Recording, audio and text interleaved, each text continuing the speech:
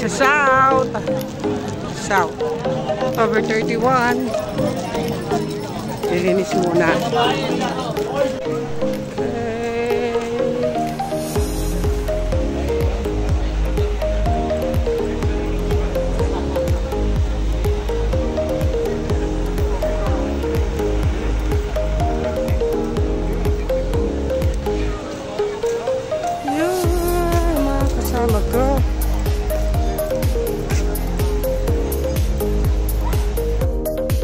Sa South, dalawin ko yung nanay tatay ko, kapatid ko, saka lola ko sa South Cemetery.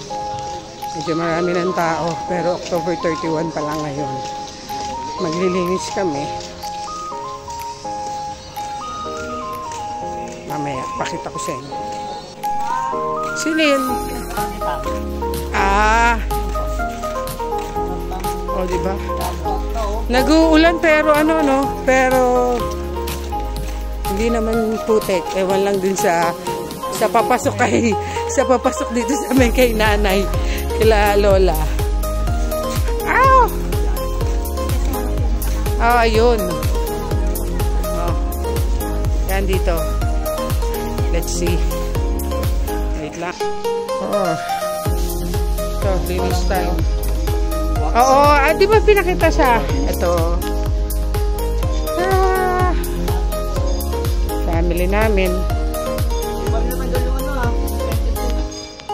Kaya nga, okay lang. Marumi. Maglilinis. Ayun o. Yung unggoy namin o. Ayun na si Babaw. Yay! Okay. Mag-aalagay na ang kandila Di pa rin, hindi na talaga na yung hindi ka na kandila rin.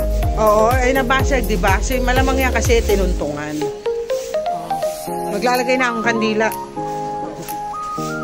Natuntungan kasi yan. Ito, hindi yan sa atin. Nilagay lang yan dyan. Di atin yan. Oo, di ba ninakaw din yun? Kanina hindi na natapos yung video ko din sa sementeryo. Pero yun nga, naglinis kami, nakapaglinis na kami. Ngayong year na to, naka-discount ako sa palinis kasi kasama ko si Mart, yung pinsa ko si Mart at saka si Ronel. Sila yung naglinis. Kaya, ayun, thank you kay Mart at saka kay Ronel. Hindi na ako nagbayad ng iba na dun, mga taga ron sa cemetery mismo kasi sila yung lalapit sa iyo para kung magpapalinis ka. Ngayon, hindi na kasi nga kasama ko si Marina. Tapos, kanina marami na rin tao kasi alam niyo, yung iba advance na nga nagsipunta. Medyo mahaba na rin yung lalakarin kasi hindi na sila nagpapapasok ng motor o ng sasakyan sa loob pagka mga ganung araw. Katulad nga kaninang punta namin, 31.